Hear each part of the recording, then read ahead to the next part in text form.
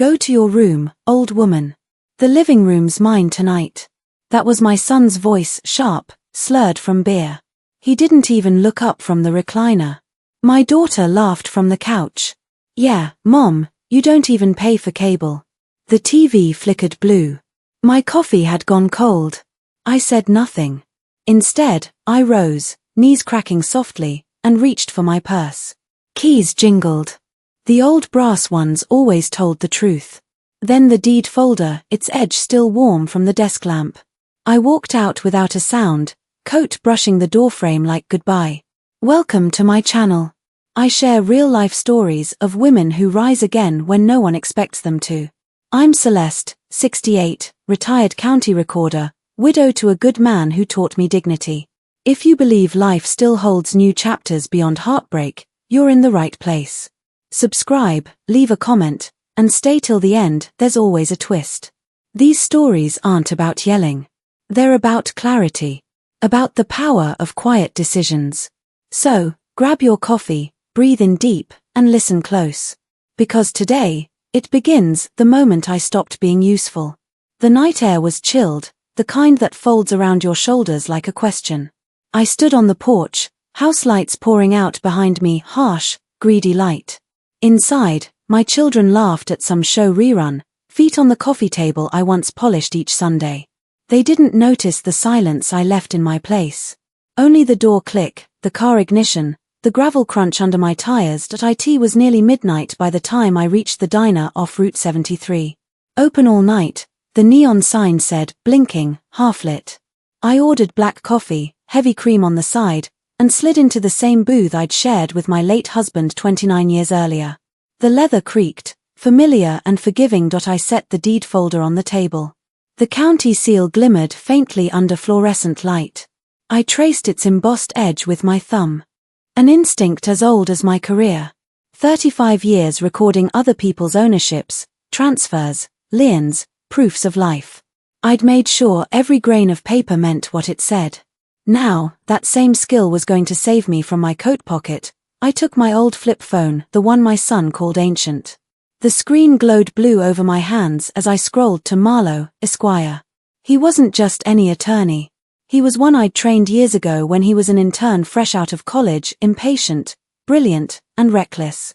He owed me one favor, and I'd kept it tucked like a pearl in my memory. The phone rang twice. Then his calm voice. Celeste. It's midnight. You all right? I inhaled. The coffee steam wrapped around me like courage. I need help, Marlowe. It's time I reclaimed my home. A pause. You mean legal possession? You own it outright, don't you? Joint grant. But the grantor's dead. The grantees are ungrateful. He chuckled softly. You always were poetic. No poetry tonight. Just papers. I heard shuffling on his end, the rustle of professional readiness. All right. Walk me through it. And so I did. I told him about the bills I covered each month, the utilities still under my name despite their promises to take over. About the temporary stay my son had turned into a 5-year residency. About my daughter, who brought friends every weekend yet never replaced a roll of paper towels. I told him how they called me the ghost landlord. How they took my pension deposits for granted. How they stacked takeout boxes on the mahogany I'd varnished myself the year before I retired. And now? Marlowe asked quietly. Now, I said, they've told me to go to my room. His silence held longer this time. Then we start simple. Notice of eviction, 60 days. I sipped, steady. Make it formal. Not hostile. You want to serve it yourself? No, I said. That would make it sentimental. I'm past that. He took an audible note. I imagined him at his desk, tie loosened, pen tapping glass. I can courier it tomorrow. But Celeste, you know they'll fight it. Blood always does. I know. And you're ready for fallout? I smiled faintly. I have arthritis. What's one more ache? He laughed once, low and respectful. Then, I'll draft it. Email or print? Print. And overnight it to the Hyatt downtown. I'll stay there until this is done. That's decisive. I'm not getting any younger. The call ended gently, his promise echoing, "You'll have notice by morning." I leaned back in the booth. The smell of coffee grounds and lemon cleaner filled the air. At the next table, a trucker hummed along to soft country music. Outside, frost gathered along my windshield, tiny white veins of persistence.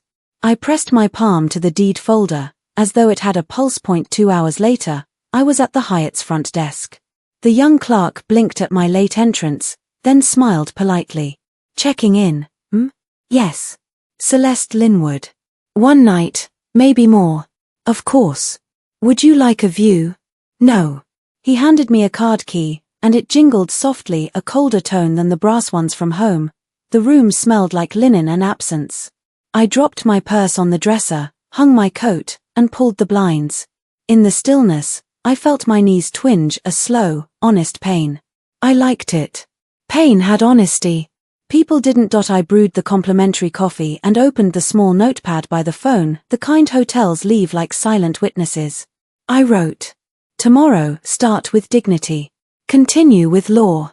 End with peace." Then I listed names: Marlowe, call 9 a.m. confirm notice, County Recorder's Office, validate deed, mine dated 2002, John deceased 2013, bank, lock shared cards, freeze automatic bill pays power and water, suspend, pending verification of tenants, each step like surgery. Precise, necessary, bloodless. The clock blinked 3:15 a.m. Tick-tock. Tick-tock. Every tick sounded like years of compromise leaving through the cracks. Morning arrived with the faint smell of brewed beans and hotel detergent. Sunlight fingered the white curtains. My phone buzzed, an email alert. Notice ready for review. Marlowe moved fast. He always had. I scrolled through the attached PDF, eyes scanning language I'd written myself countless times. Formal. Neutral. Unassailable. To. Eric Linwood and Melissa Linwood. Occupants without legal tenancy. You are hereby given 60 days written notice to vacate the property located at 418 Elm Ridge Drive. I smiled. The words held no anger. Only structure. And structure, at my age, is mercied. My children must have felt the shift long before the papers arrived.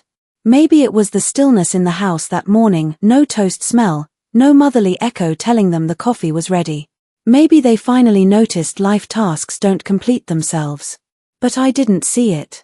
I was at the county office, collating years of receipts and legal proofs into one accordion folder labeled Celeste Linwood Ownership Portfolio. The young woman at the clerk's desk looked up hesitantly. These look in perfect order. They should. I certified them once myself. Her eyes widened slightly. You're the Celeste Linwood? From the Recorder Archives? I nodded. Once upon a time. Well, she smiled, these documents could teach our training class. That's the idea, I said when she stamped the final file. Something inside me clicked louder than any seal. It sounded like belonging. By lunchtime, my phone buzzed with a message from Melissa. Where are you? We need the electricity bill paid. It's past due. I stared at the screen, then turned it face down. The second buzz came 15 minutes later. Then another. Then one more, from Eric. Don't pull this silent treatment crap. We expect you back tonight. What an interesting word. Expect. I finished my Cobb salad and took a slow walk through downtown. The courthouse steps gleamed pale under winter sun, just as they had on the day I'd first put my signature to a county oath. I'd promised truth over convenience. Even now, years later, I felt that vow under my skin. My last stop was the law office. The receptionist recognized my cane tap before she looked up. You're early, Mrs. Linwood. Marlowe in? He's been expecting you. His office smelled of paper and espresso. He handed me an envelope the weight of freedom. This was filed this morning. Service scheduled for tomorrow. Certified post, notarized. I held it lightly, like a bird. And proof of deliverance. Will be sent to your email once received. He leaned forward, eyes softened by experience. They're your children, Celeste. You sure you don't want mediation first? I've spent 4 years mediating with burnt pancakes and guilt. He nodded. I understand. We went through the procedural steps, the service outline, the contingency hearing, the rights due process. Every line of it calm, deliberate. The law wasn't war. It was balance. And for the first time in years, I felt balanced that evening, back at the Hyatt. The sunset painted the blinds gold. I made tea and turned off every lamp. Silence. Still, comforting. That's when my phone rang again, harsh, demanding. I let it ring. Then ping, a voicemail. Then 2. Then 6. I sat there, counting each like prayer beads. Finally, at 9:46 p.m., I listened. Melissa's voice, tearful but defensive. Mom, what's this notice? Eric said some lawyer came by. You're seriously kicking us out? After everything? Pause. You can't. You said the house was ours someday. Her voice cracked. I could almost see her, pacing the same kitchen where I once packed her lunch for school. The same voice that once said, I'll make you proud, Mom. I didn't cry. Tears wastewater, and the bill was suspended anyway. The next voicemail was from Eric, loud, angry, predictable. Jesus, Mom, what kind of stunt is this? You can't evict your own kids. We'll fight it. Followed by another 5 seconds of static and maybe a thrown remote. I turned off the phone. Then brewed more tea. Jasmine this time, the one scent my husband always used to calm me down after council meetings. Steam rose like forgiveness. I took my notebook and wrote across the top page. End of servitude underneath. They'll rage. I'll rest. They'll spin stories. I'll show documents. And then. Freedom date, March 1. Just seeing that date made my shoulders lighten. At midnight, I opened the hotel window slightly. Cold air slipped in, fresh, unapologetic. Distant hum of city traffic. A woman humming somewhere down the hall. I closed my eyes and thought of John, my late husband. He used to say, there's power in pure stillness, cease. He called me cease only when he meant business. Maybe he'd be proud now. Maybe not.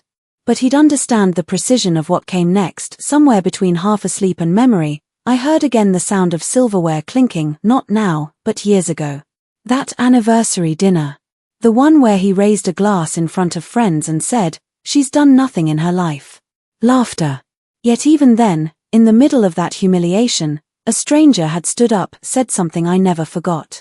She records what matters, he'd said. The words replayed now like a blessing. That stranger saw me before I did myself. Morning came again. Hyatt phones don't ring softly. Front desk called, Mrs. Linwood, there's a courier envelope for you. I went down in my cardigan and slippers. Inside the sealed packet, confirmation of hand-delivered notice. Proof of service attached. A small yellow sticky note from Marlowe, they've been informed. Hold your ground. I smiled, folded it neatly, and tucked it back into my folder. The paper rustled like a held breath released. Back home, though it didn't feel like home anymore. Eric must have been pacing. At noon sharp, my phone buzzed with a photo. My living room, now their domain, cluttered with takeaway boxes, junk mail, open fridge door, TV glowing. Caption, still think you own this. No punctuation. Just pride. My reply took 30 seconds. Ownership isn't a thought, Eric. It's recorded. He didn't respond after that. Not that day. I ordered another cup of tea and sat by the Hyatt window. Trucks rumbled below. People lived their own stories unaware of mine. But somewhere deep down, I knew thousands of women out there would understand this quiet power. That moment you reclaim what was taken not by thieves, but by carelessness. Each sip became steadier. I inhaled the chamomile steam and thought of every Tuesday I'd spent babysitting grandkids who never called later. Every Mother's Day card written by obligation. Each shared bank account that never saw repayment. I forgave it, but I would not forget it. At dusk, the city lights flickered on. I packed up my folder, checked my bank app. First step tomorrow, revoke joint bill authorizations. Freeze accounts. Reissue access under Celeste M. Linwood only. The law respected exact names, and mine had already reclaimed its middle initial last week during an online renewal. Little changes signal big shifts. The plan written across the Hyatt notepad grew like scripture on stone. Operation Homecoming. Confirm legal standing of eviction. Done. Verify bank accounts. Pending. suspend utilities and cards, next, return with sheriff escort if needed, secure locks, redecorate. Rest. I signed below, for John, who believed paperwork is poetry when it sets the innocent free. That night, as church bells chimed faintly through downtown, my phone buzzed once more. Marlowe again. I filed the secondary notice, bank freeze authorization under your directive. Everything's aligning. He cleared his throat softly. You'll probably get reaction soon. Best hold steady. I've been steady for decades, I said, smiling into the quiet. Then he added, lower, concerned, Celeste, are you alone in this? I looked around the tidy hotel room, the folded towel swan on the bathroom counter, the hum of the air vent.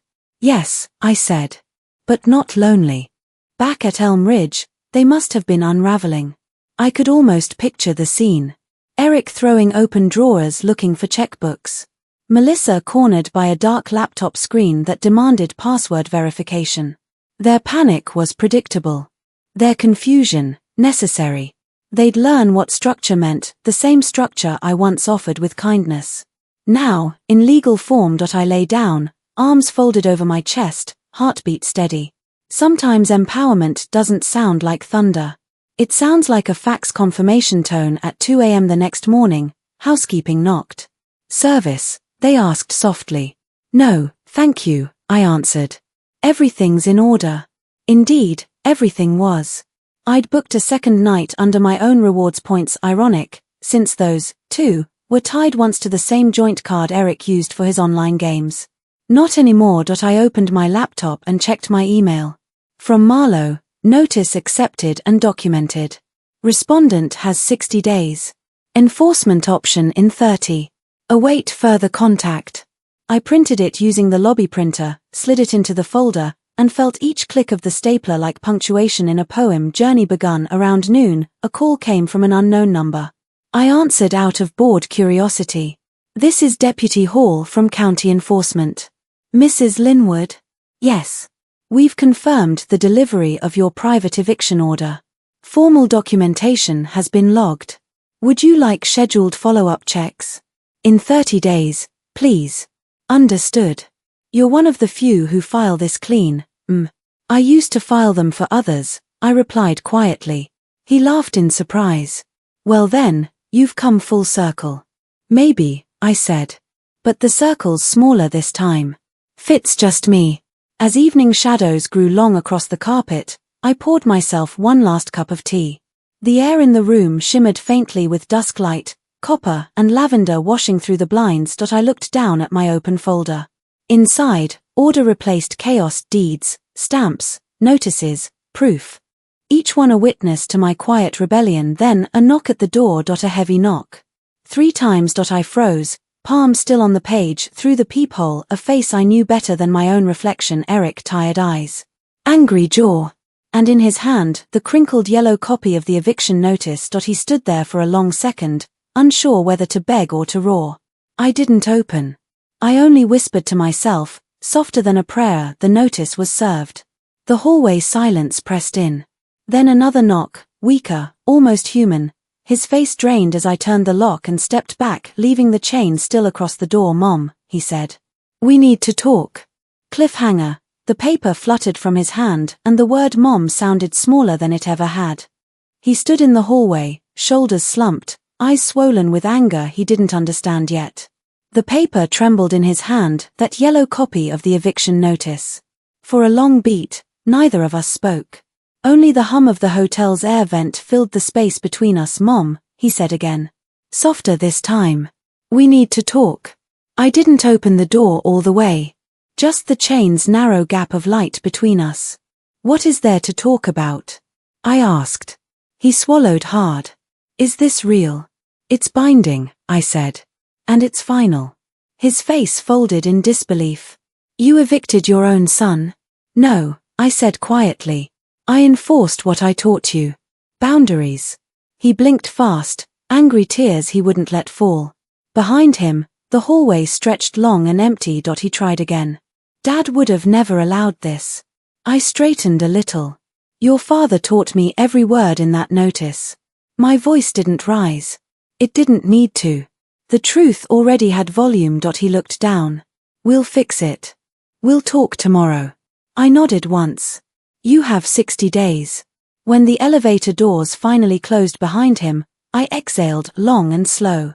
The chain stayed on. I held the latch like a heartbeat before letting it go. Morning found me sitting by the window again. The city skyline shimmered pale pink against the dawn. In the reflection, I didn't look frail or old. I looked factual. I brewed coffee, watched the steam rise like punctuation, and reached for my phone.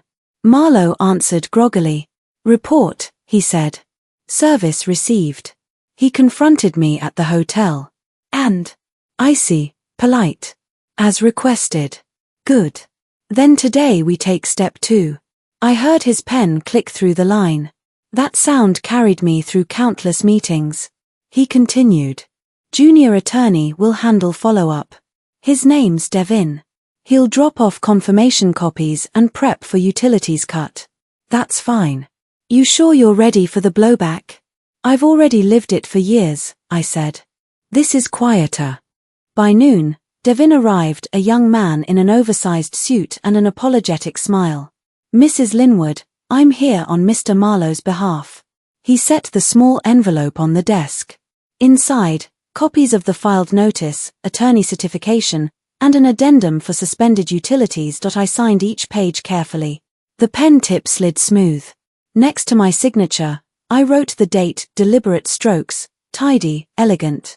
When the ink dried, I closed the folder and said, Make it official by morning. He nodded. You really mean business? I mean peace, I said. Business is just the instrument. That evening, I stepped outside the hotel for the first time since arriving. December wind bit through my scarf, sharp and honest. Traffic hissed by, tires whispering on rain-slick streets. I bought a small notebook from a corner pharmacy, hardcover, pale green, like the ones I used decades ago in the county office. Back in my room, I wrote across the first page, audit of 4 lost years underneath, promises they made, never kept, bills I paid, always mine, words spoken, mostly unkind, moments stolen, given freely, each bullet was a bead on a broken rosary. At 8 p.m., the first text arrived. Eric, why would you humiliate me like this, Mom? 10 seconds later. Melissa, you didn't mean this. Tell him you didn't. Then another buzz. Eric, we'll just stop paying utilities. See who suffers.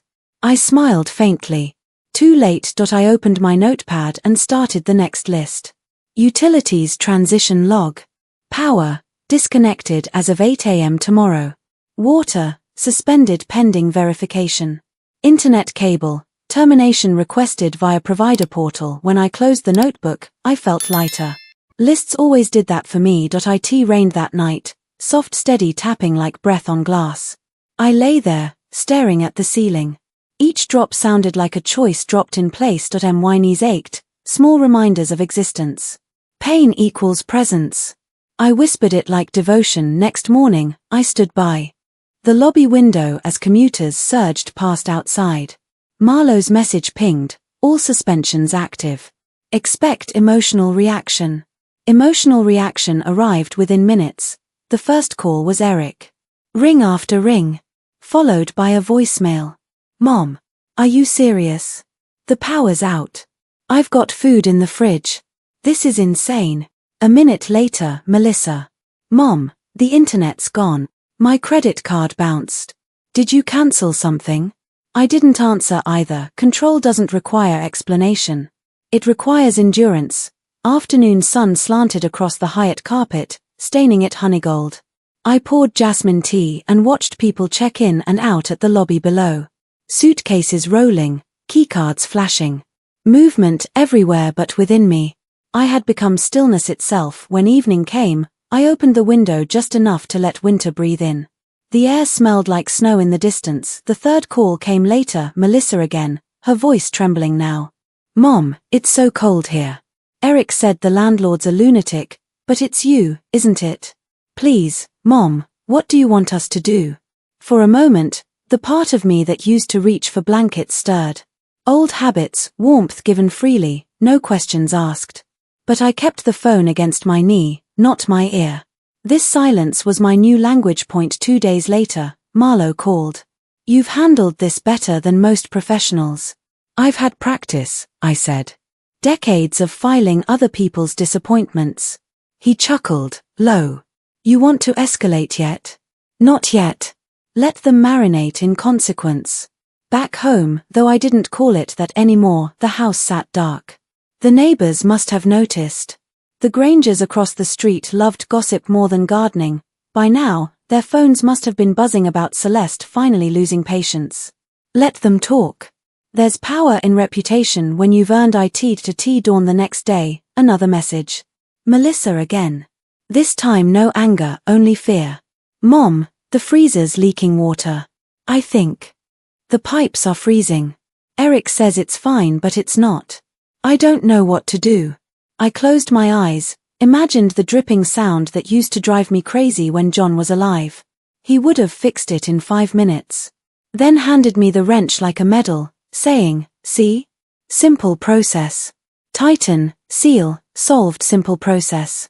Tighten, seal, solved midday. I visited the bank. The teller, kind, nervous, recognized my name immediately. You used to be a county recorder, didn't you? Yes. She straightened. Well, you're still meticulous. I try. I handed her the authorization letters, freeze on joint accounts, suspension of shared cards, removal of secondary users. She looked shocked when she saw the names. These are your children? They're adults, I said. Children have curfews. She didn't argue. Within 10 minutes, signatures done, stamps dry. The quiet clicking of her keyboard sealed years of misuse when she handed me the new printed slips, one for each account, each freeze, she whispered, good for you. I nodded. Good by me. Evening again. Hotel room still. Only the hum of vac and the distant rattle of rain against glass. My reflection watched me pour tea into the same mug for the 5th night. The phone stayed face down on the table, screen blinking occasionally. I'd let them tire themselves out talking to the silence. Somewhere between sips, I picked up my pen again and wrote what strength feels like it doesn't roar. It hums. It lives in checkmarks, in signatures, in breathing easy when chaos calls your name and you don't answer. Around midnight, thunder cracked again. Then another vibration, a call, again from Melissa. I almost ignored it, but something in the persistence made me lift it this time. Her sobs came before her words. Mom, please. We can't stay here like this. I tried talking to Eric, but he's furious. He said he'll sell your jewelry. My knuckles whitened around the phone. He wouldn't dare, I said. I don't know, he's drunk. He said he needs cash. I stood up, heart steady but colder now. Pack your things, Melissa. Stay somewhere safe tonight. But do it, I said. Are you coming home? Not yet, I whispered. Silence crackled between us. I could hear her breathing, the kind that belongs to a scared child, not a grown woman. When she hung up, I dialed Marlowe. He answered instantly, voice alert. Something happen? Possibly theft. I'll file a protection clause and temporary property freeze first thing morning. Thank you, I said. Then quieter, she cried. Good. Maybe she's learning humanity again. His tone wasn't cruel, just practical. I understood. At 6 a.m., sunlight slipped through the blinds. My phone buzzed again, short message from Marlowe, clause filed. House property in protective hold. You're covered, Celeste. I exhaled slowly. Then looked down at the cup of now cold coffee. A thin skin had formed on top. Impermanent, but clear like peace earned the hard way. By midday, I received confirmation emails, electric, inactive, water, idle. The house had effectively gone dark. I imagined them moving through rooms once warm with Sunday dinners, now thick with chill and silence. Maybe they'd sit close, not out of love, but survival.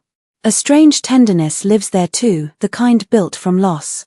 Still, necessary. 2 days later, Melissa left another voicemail. Her voice small, trembling through static. Mom. I found the old photo album. The one of Dad at the lake. I couldn't stop crying. I'm sorry for everything. I just want to come talk. I held the phone to my chest. Her apology was late, yes. But in her tone, there was understanding, the first thread of real maturity. I whispered to the quiet room, let her cry longer. Tears have to fall before the soil can change. Outside, snow finally came. Soft, unassuming. It blanketed streets, cars, even the Hyatt awning. Each flake melted against the window in tiny streaks of surrender. I brewed coffee again, the smell strong. Grounding. The way John liked it, 2 sugars, no cream. In the silence of that morning, I could almost hear his voice saying, "You kept every promise, cease even the one to yourself." A soft smile formed without effort. That's what victory feels like before anyone else knows you've won. At by dusk, another text appeared, no words, just a photo. Melissa again. The living room covered in blankets and candles. At the center, the eviction notice on the coffee table, corners curled from being handled too much. Under it, her handwriting in blue ink, "We understand." I stared for a long time. Not angry. Not triumphant. Just still, because that's how boundaries sound when they finally echo back quiet and true. I closed my notebook and wrote one final line at the bottom of the page. Tomorrow, the real conversation begins.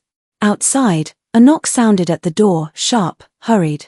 I rose, knees cracking their soft punctuation. Pulled the chain halfway through the gap, Melissa this time. Wet hair, red eyes, clutching her phone. Her lips trembled as she whispered, "Mom, we turned everything off, but Eric won't leave." She stood in the hallway, soaked through, mascara bleeding into the tired skin around her eyes. Snowflakes clung to her sleeves, melting into tiny wet dots. Her voice trembled. "He won't leave, Mom. He's tearing the papers. He said they don't mean anything." I kept the chain latched. Calm feels cruel to the panicked. "Come inside," I said softly. She stepped in, dripping gratitude all over my clean carpet. The smell of snow and fear followed her. I closed the door behind us. "Sit." She sank onto the edge of the couch, hands trembling. Her phone kept buzzing Eric's name on the screen, over and over. She turned it face down when I handed her a towel. She muttered, "I hate when he gets like this." I said nothing. Sometimes silence corrects faster than advice. The kettle whistled faintly. Steam filled the small kitchenette, curling against the window glass. I poured her tea, the chamomile kind she used to call herbal dust when she was a teenager. She took the mug like it was holy. "Mom," she whispered, "I don't think he's okay. You should see him." "He's had 5 years of seeing himself," I said. "Maybe it's my turn." She looked up sharply. "You've changed." "Correction," I said. "I've returned." The words hung between us like incense. She blinked, eyes wet again. "I never meant to hurt you." I nodded once. "That's irrelevant now. Meaning well doesn't pay bills or clean respect." The clock ticked. Tick. Tack. Each sound more honest than all our years of small talk. By morning, she was still there wrapped in a hotel blanket, asleep on the sofa. Her phone lay on the floor, dead battery, merciful silence. I sat by the window, sipping coffee, watching the sky change from pewter to pale pink. Marlowe called at exactly 8. "Morning check-in," he said. "Ready for phase 3? "Yes." "Good." Bank confirmation from yesterday came through. "Your sole authority on all active accounts. Send me proof." "Already in your inbox." I felt the small thrill of structure again, like ink dried on paper, sealing intent. "I might need you this afternoon," I told him. "What's the issue?" "Eric's delusions of ownership." He chuckled darkly. "I'll be in the lobby with a file under my arm by 2. "Make it discreet," I said. "Let him believe he's still the loudest person in the room." Melissa woke slowly, eyes puffy. "I'm sorry for falling asleep. You needed rest." She looked around, finally taking in the quiet. "How do you stay calm, Mom? I can't even breathe when he yells." I smiled gently. "Because I stopped mistaking noise for power." She nodded faintly, the lesson landing heavier than she wanted to admit. At noon, we took a cab to the downtown Hyatt lobby cafe. She clutched the borrowed coat I'd given her, still damp at the cuffs. The air smelled of roasted beans and linen detergent, clean, deliberate smells. Devin spotted me from across the lounge, waved once, pretended to be just another guest. We Saturday. The coffee arrived hot, the sugar packets lined neatly like soldiers. Melissa stirred hers endlessly. "Mom," he texted again, she said quietly. What did he say? He said you're heartless. I sipped. He'll need new adjectives once I cancel the cards. Her eyes widened. You can do that. Already did. She let out a dry laugh that cracked like thawing ice. It startled her as much as me. Marlowe arrived at 2, briefcase and calm. He played along, pretending to greet us like we were social acquaintances. Ladies, he said. Lovely afternoon. Then, lower, everything's set. Card access revoked, notifications sent. He'll find out soon. Good, I said. When he left, I could see the shift in Melissa's face, fear turning into reluctant respect. You planned this, she murmured. For years, I said. Silently. Between grocery lists and sleepless nights. She studied my face like new terrain. I didn't know you were capable of this. You should have, I said softly. You lived under my roof. At 5 p.m., Eric showed up. Right there. Hotel lobby. I saw him before he saw me, disheveled coat, phone clutched so tight the veins in his wrist bulged. He scanned until he saw Melissa at my table, then stormed forward. Really, Mom, he hissed. Dragging lawyers now? Freezing cards? You think that'll make you right? I didn't flinch. It already did. You can't just throw your family out. I can when family behaves like strangers. His voice rose, but the lobby was too public for shouting. Guests pretended not to watch. Employees subtly slowed their movements. I set my teacup down with the precision of a judge's gavel. Eric, you have 58 days left. Use them wisely. He leaned forward, whispering, you love this, don't you? No, I said. I love clarity. This is just the receipt. He blinked, confusion creeping past rage. You taught me to face consequences, I added. I'm just honoring your education. He laughed once, sharp, defeated. You've lost it. On the contrary, I said. I've logged it. Then he turned toward Melissa. You too. Sitting here with her like she's some hero? Melissa looked away, voice trembling but firm. She's not wrong, Eric. His jaw clenched, big brother bravado trembling into fracture. He looked back at me. You're destroying us. I shook my head. I'm rebuilding me. He left without another word. The door's glass shuddered behind him. After he was gone, Melissa exhaled like someone surfacing from deep water. Mom, she said quietly, that was intense. It was overdue, I replied. She hesitated. So, what happens now? Now we rest. And then we redecorate. Her laugh broke through like sunlight hitting a window pane. Seriously? Seriously. You can't heal in a house arranged by disrespect. She nodded slowly, processing more than paint colors. Evening deepened outside. Streetlights shimmered through melting flakes. Melissa and I shared dinner, soup and grilled cheese, comfort food that didn't judge. Between spoonfuls, she whispered, I forgot how peaceful meals could be. I didn't, I said. I just hadn't tasted one in years. When she left for a friend's apartment that night, she hugged me quickly. It was awkward, unpracticed, not the automatic gesture from childhood. But real. Call if he shows up again, I told her. She nodded. I will. As the door closed, the scent of her shampoo lingered. It smelled like orange peel and youth. I sat by the window again, the pattern that had become my evening ritual. The city hummed below, indifferent but alive. My reflection looked steadier now, sharper lines but softer eyes. Later, as I folded the day's documents into my folder, my phone vibrated once. A bank message alert, new login attempt declined. Attached, Eric's name. I stared at the screen and whispered, so predictable. I leaned back, felt the old chair creak under my weight, and laughed quietly, not out of spite, but understanding that there's a certain peace in watching someone finally meet the consequences they outran for too long. The next morning was cleaner, inside and out. Blue sky, cold air, sunlight sharp enough to erase color from the horizon. I walked down to the cafe again, signed my name on the breakfast slip like a declaration. When I got back to my room, the voicemail light blinked red. One new message. From Devin. Mrs. Linwood, update, enforcement papers acknowledged by both parties. Secondary notice scheduled for county record today at 3. Congratulations, it's official. I smiled at that word, official. The kind of victory that doesn't cheer. It stamps.at exactly 3, my phone buzzed again, Marlowe's voice. All registered. I'd advise minimal contact for 48 hours. Let silence teach. Silence is all I've spoken lately, I said. He hesitated. How's Melissa? On the edge of awakening, I replied. He laughed softly. You make rebirth sound procedural. Everything worthwhile is procedural, I said. Even forgiveness. That night, I allowed one indulgence, room service pie. Apple, sugared crust, cinnamon rising like memory.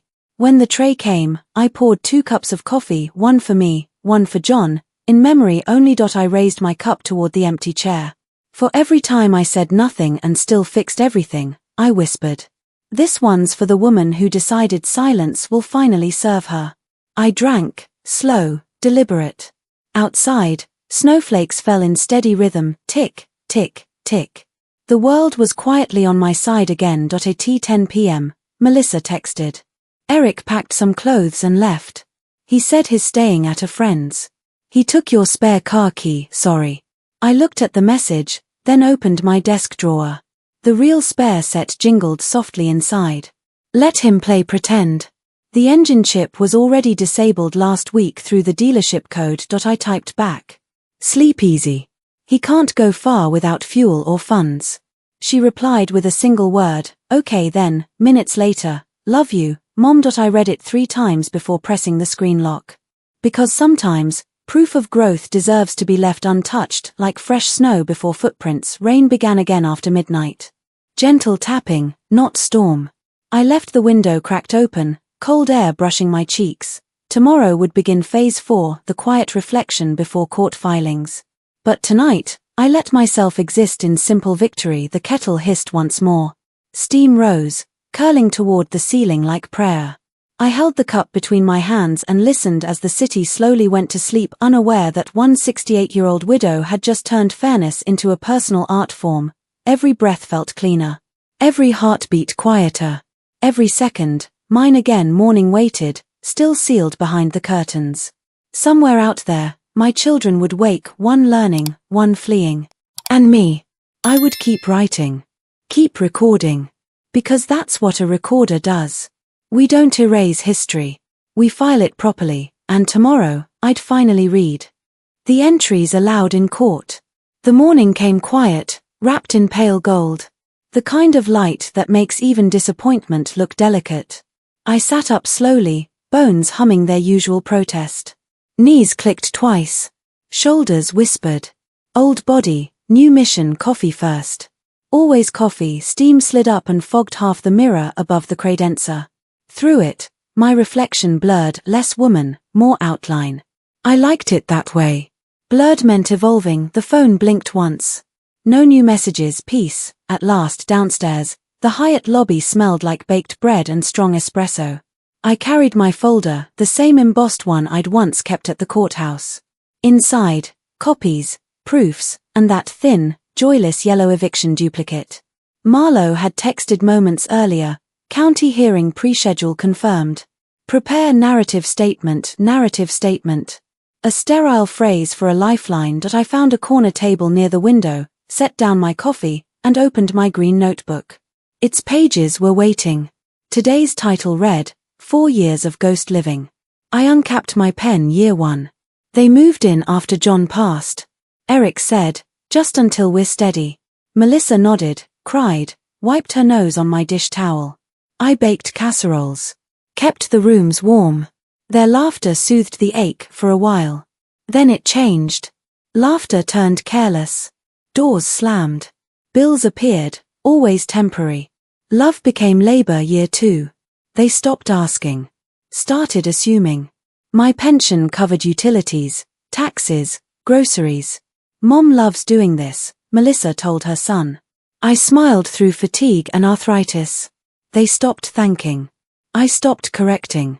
By Christmas, they called the house theirs in front of company. I refilled wine glasses and said nothing. Year 3. Eric quit his job for a mental reset. Melissa redecorated the guest room with my savings. I found unopened job applications under empty beer bottles. When I asked about rent, Eric said, "Family doesn't charge family." I went to my room and silently wept into John's sweater. It still smelled faintly of peppermint. By summer, the scent was gone. So was my patience year 4. They treated me like staff. "Go grab tissues, Mom. Mom, the Wi-Fi's slow. Mom, your room's cluttered, don't embarrass us." And finally that night, "Go to your room, old woman. The living room's mine." That was the last command I ever took. I set the pen down. Ink smudged slightly where my hand had trembled. For once, not from weakness, just fatigue from remembering that I folded the pages carefully, slid them into the folder's back pocket, behind the deed. Order matters. Even pain follows filing logic. The phone buzzed. "Melissa, Eric's gone. He packed the TV. He said you ruined his life." "What now?" I took a slow sip of coffee, the bitterness grounding me, then typed, "Now, accountability." Seconds later, knockout reply. "Please don't make this worse. I'll clean the house. I'll stay out of your way." I stared at the glass door opposite me. My reflection blinked back. For decades, I'd tolerated please. It used to mean love. Now it sounded like delay. Back upstairs, I spread out my documents on the bed like cards in a quiet game of justice. Deed. Notices. Bank freeze forms. County records. Utility suspensions. Each one a silent witness. My room smelled faintly of fresh laundry from housekeeping.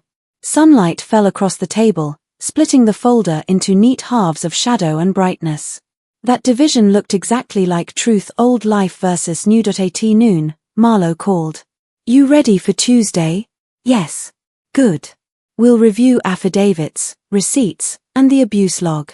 The clerk already respects you, by the way." "Respect shouldn't be a favor," I said. "It's a receipt." He laughed softly. "Your kind of poetry should be required in courtrooms." "It already is," I said. "It's called accuracy." That afternoon, I walked 2 blocks to a stationery boutique, bought a clean white folder. Thick paper, leather spine. "New chapter deserves better casing." The cashier, a polite young man, rang it up with a small compliment. "Nice texture, feels strong." "Yes," I said, "that's the idea." Back at the hotel, I replaced the old envelope, creased, tired, with this fresh one. Slipped the deed in first. Then the notebook pages. Then every stamped seal. Order. Layered truth, and finally, the hotel notepad where I'd scribbled my original plan.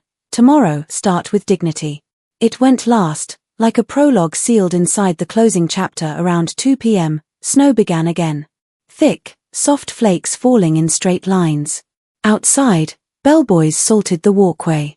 Each sprinkle hit the concrete with quiet precision. Murmur of salt on stone, the sound of preparation. I opened the window an inch and listened. The phone rang. "Melissa." I answered this time. "Hi, Mom," she said, caution swelling her voice. "Hello, dear. I'm cleaning the dining room. Found old tax papers. Should I shred them? Label them first," I said. She hesitated. "You always label everything. That's why nothing important disappears." She sighed softly, weary. "It's empty without Eric here." "Silence is where truth grows roots," I said. Another pause. "Mom, were we really that bad?" I looked toward my papers. Toward the proof of 4 heavy years. "Yes," I said, gentle but exact. "But you don't have to stay that way."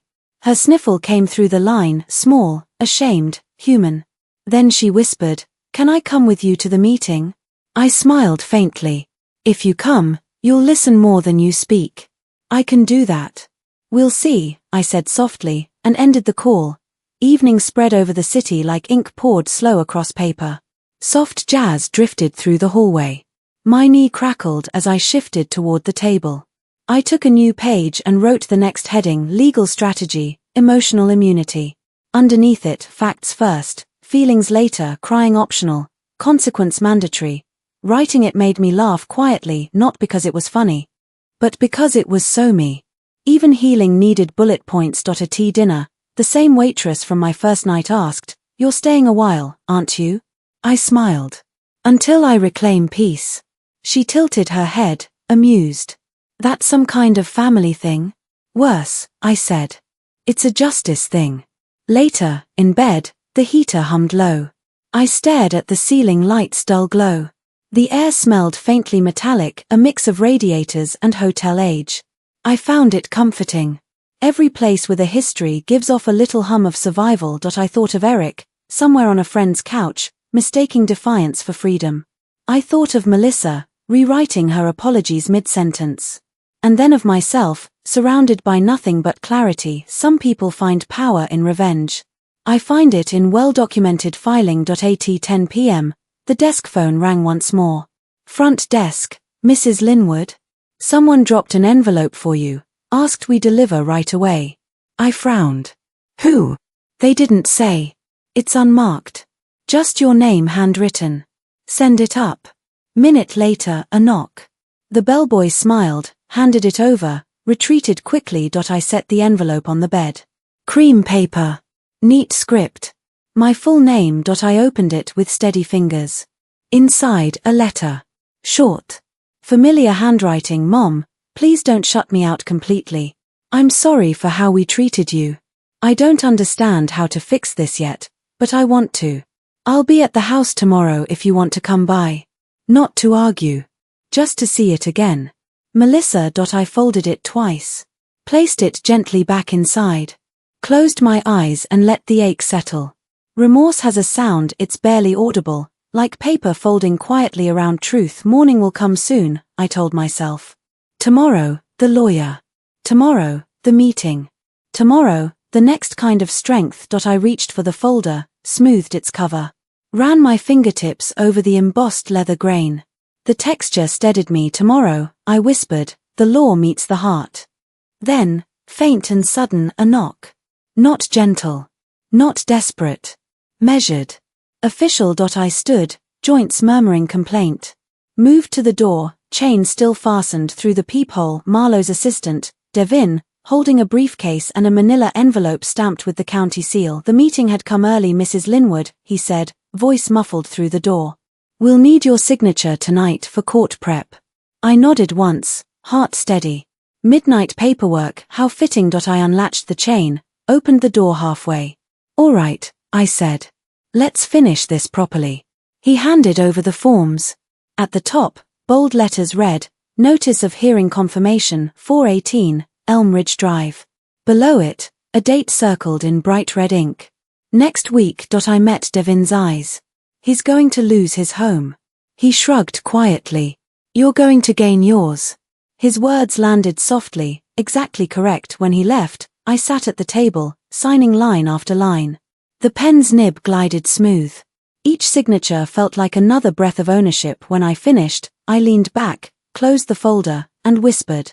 Back to the records, Celeste. Back to where you always belonged. The clock on the wall blinked 12:01 a.m., small sound ticking steady. Outside, snow lightened to drizzle, the city asleep under its own paperwork of clouds, and just as I rose to turn off the lamp, a knock echoed again, softer, slower, different. I opened the peephole, but froze. Eric. He wasn't yelling now. Just standing there, hair unkempt, jacket thin, snow melting down one sleeve. In his hand, a single envelope. He looked at the door, eyes swollen, voice low. Mom, he said, please don't get the courts involved. We can talk. I'll make it right. Just, don't sign anything else tonight. His plea bled into the hallway air, small, hopeless. I looked down at the still wet signature ink. Then back through the peephole. Silence again, and then, quietly to myself. It's already signed. He stood there, shivering in the hallway, the envelope trembling in his hand. Snow melted into the seams of his sleeves, dripping quietly onto the carpet. Mom, he whispered again, please don't do this. I'll fix it. I'll pay back what I can. His eyes darted between mine and the manila folder on the table. The one with fresh signatures still glistening under lamplight. I didn't open the door all the way this time. Only enough for truth to slip through. Eric, I said. You can't repay 4 years with promises. He pressed his lips. I'll get a loan. On what collateral? Silence. Only the hum of the corridor heater. I waited. Silence is the best teacher, Mom, he said finally, a voice too thin for anger. You've changed. Yes, I said gently. You forced me to evolve. Then, softer still, go home, Eric. You have 60 days and a conscience to locate. He looked like a boy again, the one who used to draw rockets on our front steps. And for 1 second, guilt brushed my ribs. But it passed, cleanly, like wind over glass. He turned and left without another word. Morning arrived with muted sun. Snow gone, replaced by clear asphalt and the smell of thawing pavement. I dressed slowly, grey slacks, cardigan, the same pearl brooch I wore to John's funeral. Every act deliberate. Armor, not decoration. Marlowe's car idled outside exactly on time. He always honored appointments like a religion. Ready? He asked, opening the passenger door. As much as any mother can be, I answered. He nodded. Then let's close the circle.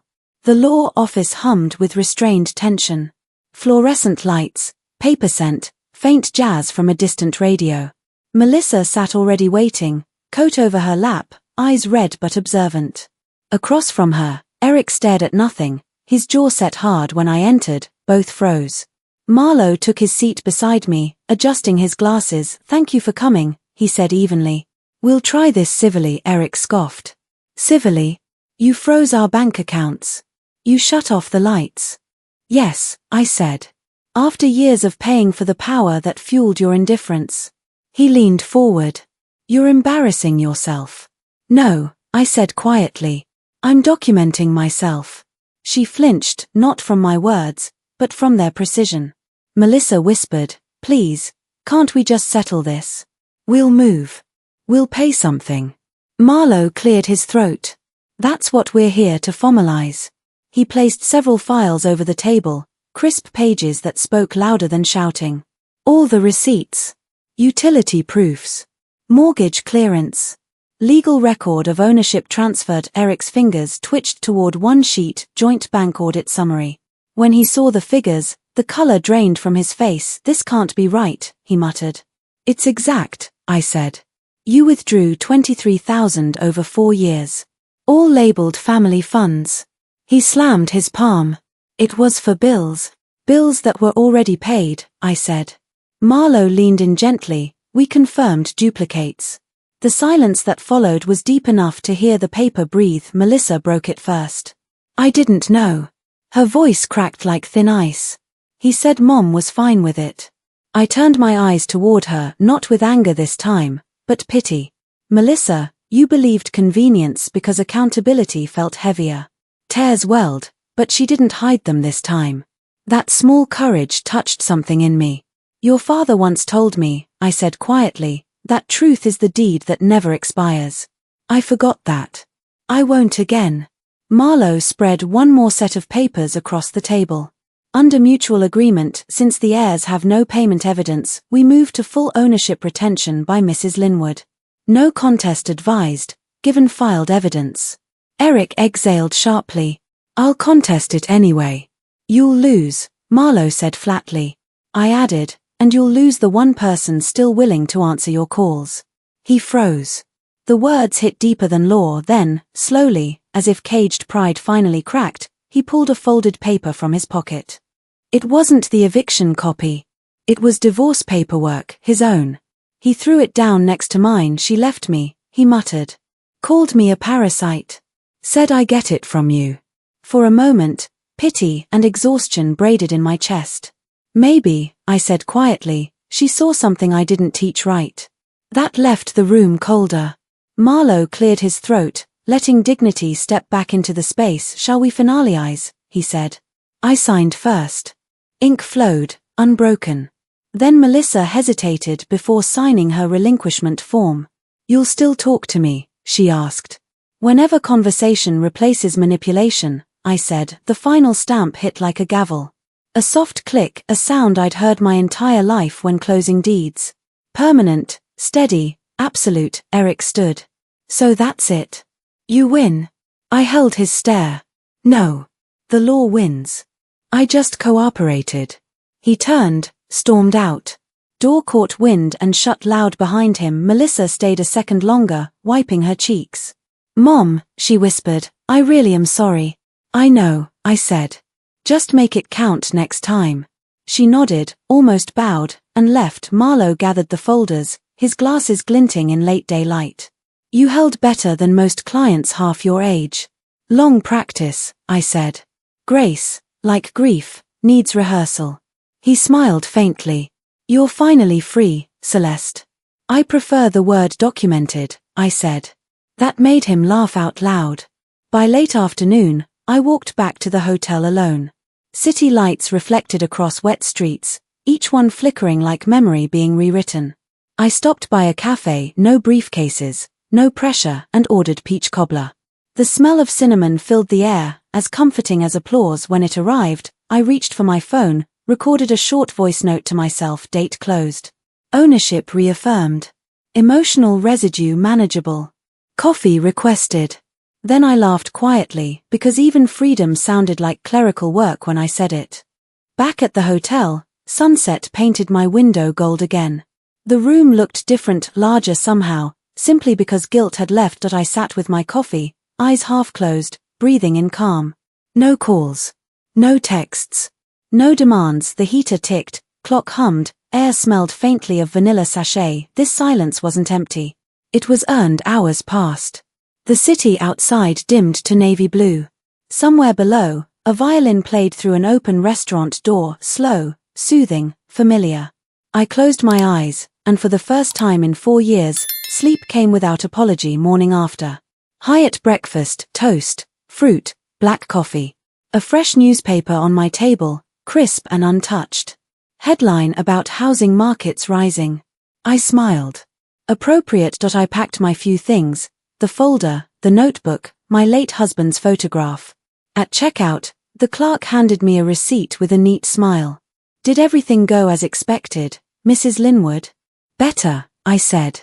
It went documented. Outside, winter air wrapped me clean. Keys in hand, coat zipped, steps steady across salted pavement. For the first time in years, my hands didn't shake when unlocking a door. This time, the door of my own home. The house smelled stale, faintly of dust and faint citrus cleaner Melissa must have used. I stood in the doorway, the silence heavy but not hostile. The furniture looked smaller. The echoes, kinder. I placed John's photo on the mantel, right where it used to be. Home again, I whispered. And maybe, somewhere beyond hearing, he smiled back. Months will pass. Melissa will visit sometimes, bring tea, sit quietly. We'll talk, not about guilt, but gardening. Eric will find work out of state. I'll wish him steadier choices. But peace will stay, because peace, once recorded, knows how to renew itself. That evening, I brewed one final pot of coffee. The aroma filled every room like restoration itself. As I walked through the hallway, light falling soft on old photos, I thought. There's no sweeter deed than dignity. Outside, wind brushed the trees, and the porch light glowed steady, exactly how I left it years ago. I locked the front door, turned around, and whispered into the still air. Case closed. Heart open. And if you're listening to this story right now, remember, you are never too old to reclaim your worth. Never too small to use your own name on the deed of your life. If this story touched you, like, subscribe, comment, and share. Because sometimes, telling the story is how we sign our freedom.